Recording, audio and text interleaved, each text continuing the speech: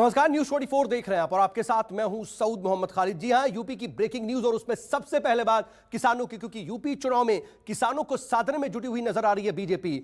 और आपको बता दें कि किसानों को लेकर के लगातार उनसे बातचीत करने की कोशिश की जा रही है। किसान महापंचायत में यूपी के मंत्री पहुंचे हुए हैं और कृषि मंत्री और डिप्टी सीएम भी फिरोजाबाद पहुंचे हुए हैं। किसान महापंचायत जो हो रही है वहां पर मौजूद है वो, और यूपी सरकार के दोनों मंत्री किसानों की समस्याओं पर मंथन कर रहे हैं।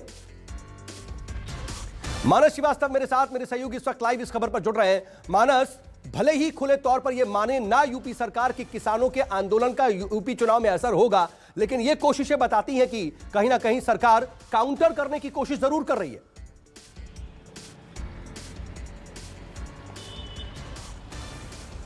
देखिए, पंचायत चुनाव में जिस तरीके से भारतीय जनता पार्टी को हार का सामना करना पड़ा था, उसके बाद से लगातार सरकार इस बात को लेकर के संजीदा है कि कैसे भी करके किसानों को साथ में लिया जाए, किसानों की नाराजगी को दूर किया जाए।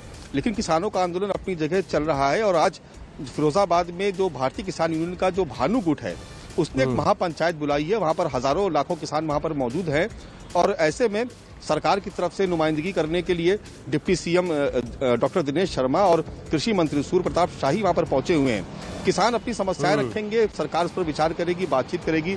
कोशिश ये की जा रही है कि किसी भी तरीके से किसानों को बीजेपी के पक्ष में रखा जाए, क्योंकि चुनाव में ये किसान बड़े वोटर से बड़ा नुकसान कर सकते हैं। इसलिए लगातार न केवल भारतीय जनता पार्टी अपने स्तर पर जगह जगह किसान सम्मेलन आयोजित कर रही है, बल्कि जो अलग अलग यूनियन है उनके भी किसान सम्मेलनों में शिरकत कर रही है। जी बिल्कुल ठीक है। आप बने रहिएगा मानस, मैं आपके पास दोबारा लौटता हूं क्योंकि यूपी से एक और बड़ी खबर अपने दर्शकों को बता दें।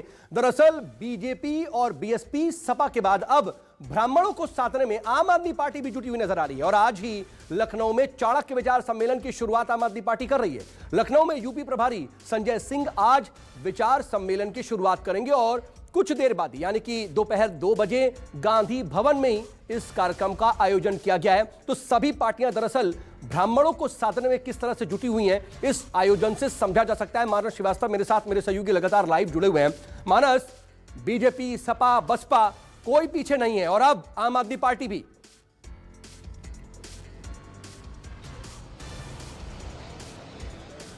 देखिए, 11% का वोट बैंक है उत्तर प्रदेश में ब्राह्मणों का, और भारतीय जनता पार्टी के साथ साथ बीएसपी और सपा ने भी ब्राह्मणों को लुभाने के लिए अलग अलग जगहों पर सम्मेलन किए। नाम भले ही अलग अलग दिए गए हों, चूंकि जातिगत सम्मेलन करने पर पाबंदी है कोर्ट की, लिहाजा प्रबुद्ध वर्ग सम्मेलन नाम से तमाम सियासी दलों ने अपने अपने ब्राह्मण सम्मेलन किए थे। लेकिन आज आम आदमी पार्टी भी इसमें कूद गई है। हालांकि बात भले ही वो करे कि वो जातिगत राजनीति से ऊपर है, लेकिन हकीकत यही है कि चुनाव जीतना है तो जातियों को भी साधना पड़ेगा और ब्राह्मण वोट बैंक को साधने के लिए आज से चाणक्य विचार सम्मेलन की शुरुआत की गई है। यूपी के प्रभारी और राज्यसभा सांसद संजय सिंह इसकी अगुवाई कर रहे हैं और ये पूरे प्रदेश में इस तरीके के सम्मेलन आयोजित किए जाएंगे, क्योंकि आम आदमी पार्टी पहले ही साफ कर चुकी है कि वो उत्तर प्रदेश की सभी 403 विधानसभा सीटों पर चुनाव लड़ेगी। तो कोशिश की जाएगी कि हर जिले को इस पर कवर किया जाए और चाणक्य विचार सम्मेलन के नाम से आम आदमी पार्टी पूरे उत्तर प्रदेश में ब्राह्मणों को साथ आने की कोशिश कर रही है। जी हाँ, बिल्कुल मानस, आप बने रहिए, मैं आपके पास दोबारा लौट रहा हूं। लेकिन इस बीच कांग्रेस खेमे से भी खबर यह है कि यूपी चुनाव को लेकर के कांग्रेस की भी तैयारियां बेहद तेज दिखाई दे रही हैं और 2022 विधानसभा चुनाव में प्रियंका गांधी का साथ देने के लिए पर्यवेक्षक बनाया गया है। किसे? छत्तीसगढ़ के सीएम भूपेश बघेल को। जी हाँ, सीएम भूपेश बघेल को वरिष्ठ पर्यवेक्षक के तौर पर नियुक्त किया गया है। तो क्या प्रियंका गांधी को वो और ज्यादा मजबूती देंगे, उनका साथ निभाएंगे? और मानस श्रीवास्तव मेरे साथ, मेरे सहयोगी लगातार बने हुए हैं। मानस, इस डेवलपमेंट को किस तरह से समझा जाए?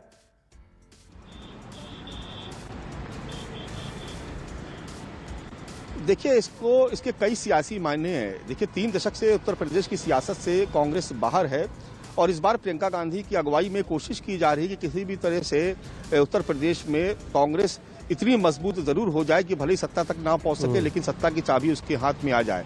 तो आप देख रहे हैं कि उत्तर प्रदेश में 5 दिन का प्रवास प्रियंका गांधी ने किया। अब भूपेश बघेल को भी भेजा जा रहा है, छत्तीसगढ़ के मुख्यमंत्री हैं और उनके अनुभव का लाभ लेने की बात कही जा रही है कि 15 साल तक छत्तीसगढ़ से कांग्रेस सत्ता से बाहर थी, तो पूरा श्रेय भूपेश बघेल को जाता ताल्लुक। ये माना जा रहा है कि भूपेश बघेल यहाँ भी प्रियंका गांधी के साथ मिलकर कोई कमाल कर सकते हैं। दूसरी बात यह कि पिछड़ी जात से आते हैं तो पिछड़ा वोट बैंक उत्तर प्रदेश में 40% के आसपास है, और आप देख ही रहे कि किस तरीके से पिछड़ा वर्ग की सियासत हो रही है उत्तर प्रदेश की। लेकिन छत्तीसगढ़ में भी वहां पर लगातार सियासी अस्थिरता कहीं ना कहीं देखी जा रही है। तमाम डेवलपमेंट है, कहीं इसका सिरा वहां से तो जुड़ा हुआ नहीं है, ये भी सीखने वाली बात है। बहुत शुक्रिया मानस, तमाम जानकारी के लिए। आप नजर बनाए रखिएगा, आगे भी आपसे अपडेट के लिए जुड़ेंगे। वक्त एक बहुत छोटे से ब्रेक का हो चला है। बने रहिए न्यूज़ 24 के साथ।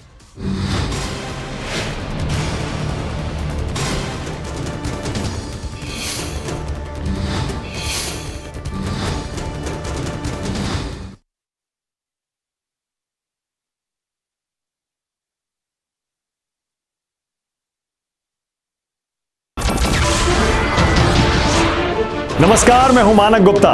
अगर आपको हमारा ये वीडियो पसंद आया हो तो इसे लाइक और शेयर जरूर करें, और हां, हमें सब्सक्राइब और फॉलो करना ना भूलें ताकि आप देश और दुनिया की कोई खबर मिस ना करें। तो जुड़े रहिए हमारे साथ और देखते रहिए न्यूज़ 24।